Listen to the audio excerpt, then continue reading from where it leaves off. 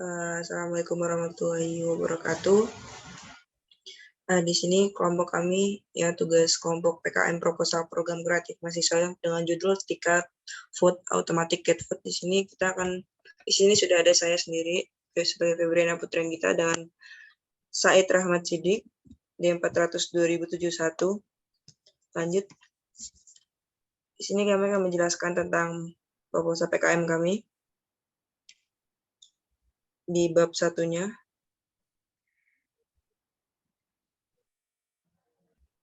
Di bab 1 sini pendahuluan sudah ada latar belakang. Latar belakang masalah kami di sini yaitu kucing adalah hewan peliharaan yang disukai oleh banyak orang karena tingkahnya yang lucu dan dekat dengan manusia. Semakin padatnya aktivitas masyarakat di luar yang juga memiliki hewan peliharaan, kucing mencari kemudahan dalam mengatasi keterbatasan waktu yang dimiliki.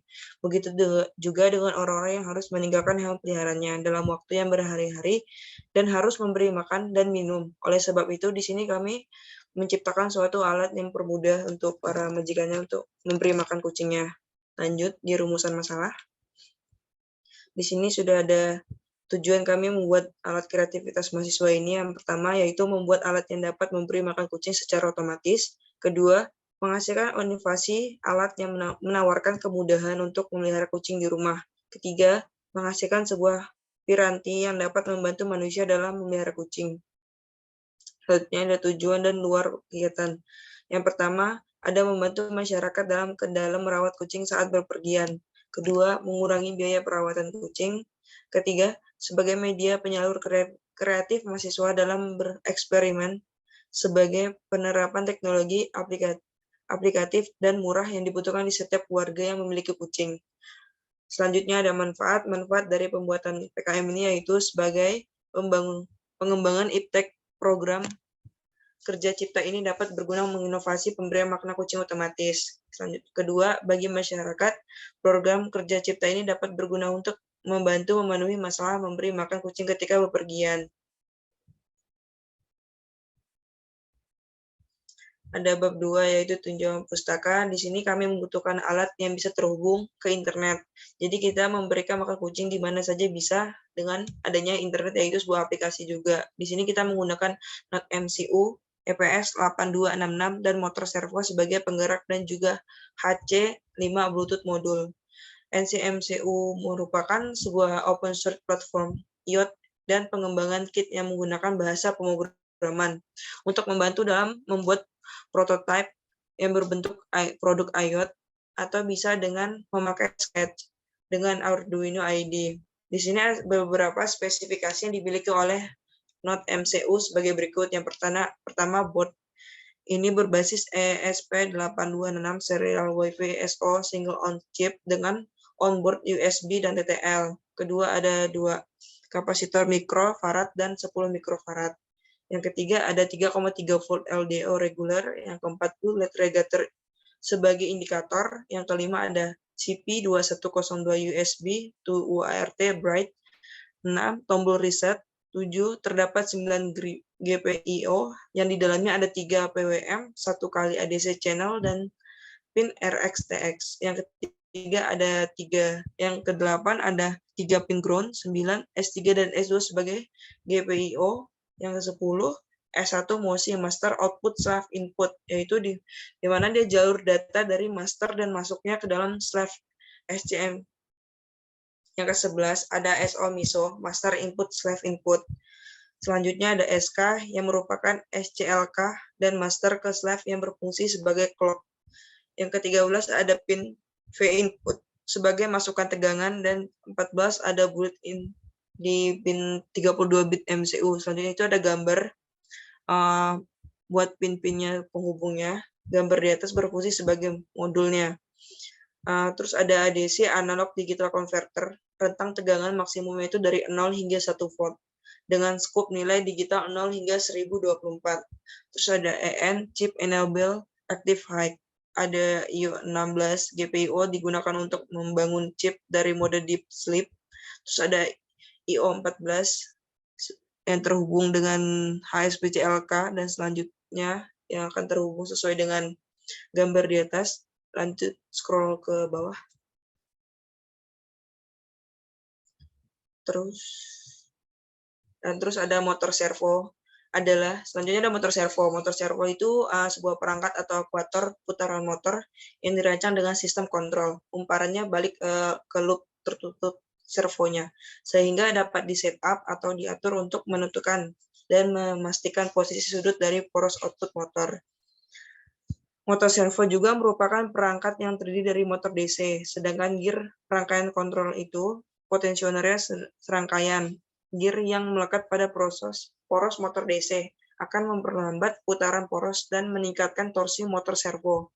Sedangkan potensionernya dengan perubahan resistansi saat motor berputar berfungsi sebagai penentu batas posisi putaran poros motor servo. Lanjut. Di sini ada gambar kedua, ada sebagai bahan-bahannya. Di situ ada dua jenis motor servo. Yang pertama ada motor servo AC dan DC. Motor servo AC itu lebih dapat untuk menangani arus tinggi dan berat, sehingga sering diaplikasikan pada mesin-mesin industri. Sedangkan motor servo DC biasanya itu lebih cocok untuk digunakan pada aplikasi yang lebih kecil. Dan bila dibedakan menurut rotasinya, umumnya itu terdapat ada dua jenis motor servo dan terdapat di pasaran, yang dimana rotasinya 180 derajat dan rotasi continuous. Lanjut.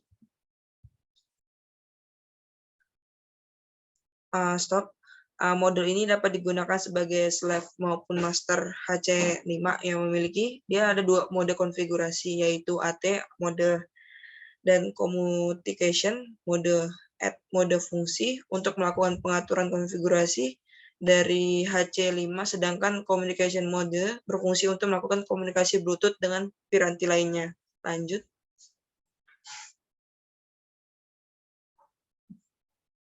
Ada bab 3 bisa dilanjutkan oleh Mas Said. Oke, terima kasih kepada Mbak Febriana. Oke, di sini saya akan lanjut ke bab 3 yaitu tahap pelaksanaan. Untuk di sini ada pelaksanaan praktikan. Ini merupakan tahapan awal dalam pelaksanaan harus menyiapkan segala suatu peralatan dan bahan. Dari tempat untuk membuat barang tersebut, pembelian bahan serta persiapan peralatan karena dalam pembuatan nantinya supaya tidak ada kemoloran dari agenda yang telah dipersiapkan. Di balik itu semua hasil yang baik berasal dari persiapan yang baik pula. Lanjut ada pelaksanaan program, itu ada dari permasalahan yang telah dijabarkan sebelumnya di tahap ini, yaitu tahap pembuatan alat, uji coba lapangan, serta dokumentasi selama uji coba berlangsung. Yang pertama itu ada pembuatan tiket food. Untuk alatnya itu ada tang, obeng, taang potong, lem bakar, komputer, program, dan solder itu banyaknya satu semua. Untuk kedua ada bahan tiket food, yaitu ada NOD MCU ESP 8266 banyaknya satu, motor servo FSR 90R banyaknya satu, HC05 Bluetooth 1 badannya 1, dan kabel USB microflat type banyaknya 1. Yang selanjutnya ada proses pembuatan tiket food. Yang pertama ada dengan menggunakan tang potong plastik untuk memberi ruang yang cukup bagi micro USB. Gunakan amplas suatu menghaluskan tepi. Yang kedua ada gunakan lem tembak untuk bagian rotasi servo untuk ditempatkan di pusat alat. Yang ketiga ada tes pasang motor dan papan untuk mengukur panjang yang dibutuhkan dari kabel servo dan memotongnya. Yang keempat ada solder kabel dari motor servo FSR 90R ke NOD MCU SP826. Di situ ada GND, RSV, dan USB. Yang kelima ada tempelkan NOD, MCO, dan servo. Yang keenam ada rangkaian bagian-bagian dan alat-alat. Yang ketujuh masukkan program, dan yang kedelapan hubungkan ke Android. Selanjutnya ada bab 4, di sini ada biaya dan jadwal kegiatan. Untuk anggaran biayanya itu sendiri, untuk peralatan penunjang biaya Rp3.750.000, bahan habis pakainya Rp5.000.000, perjalanan Rp1.400.000, dan lain-lain kebutuhan untuk yang lainnya itu ada Rp1.850.000. Untuk jumlah totalnya Rp12 juta.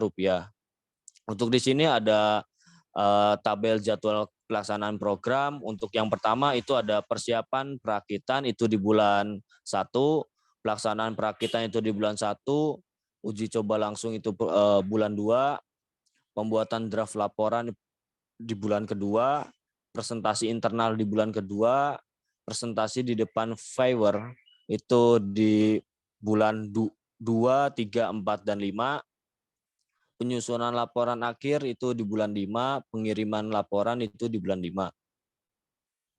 Di sini juga sudah ada daftar pusaka, di mana daftar pusaka ini anonim 2016 3D printed LOT pad feeder yang diakses pada 2019. Dilanjut untuk lampirannya, ini sudah ada biodata ketua, anggota, dan dosen pendamping. Untuk identitas diri, nama lengkap saya Rahmat Sidik, jenis kelamin laki-laki, dan program studi teknik elektro, dan NIM D400 2071, tempat dan tanggal lahir Surakarta 8 Juni 2022, email saidrahmatsidik@gmail.com.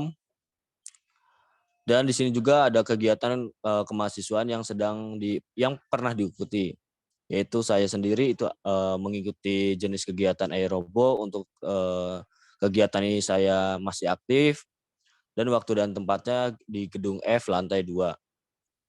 Untuk penghargaan yang pernah yang pernah diterima yaitu kontes robot terbang Indonesia, pihak pemberi penghargaannya itu di UNS dan tahun 2021. Selanjutnya ada biodata anggota 1, nama lengkap Febriana Puri Anggita, jenis kelamin perempuan, program studi teknik elektro, NIM D400 2090, tempat dan tanggal lahir Sangau 6 Februari 2022, maksudnya. Email Febriana Putri 602l@gmail.com.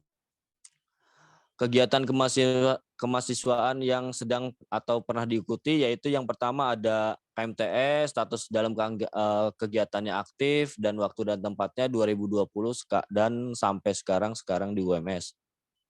Yang kedua, dia mengikuti BM, status dan kegiatannya aktif, waktu dan tempatnya 2022 sampai sekarang di UMS.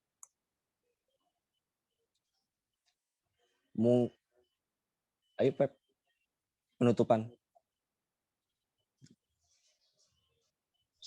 Mungkin sekian dari presentasi dari kelompok kami. Kurang lebihnya mohon maaf. Wassalamualaikum warahmatullahi wabarakatuh.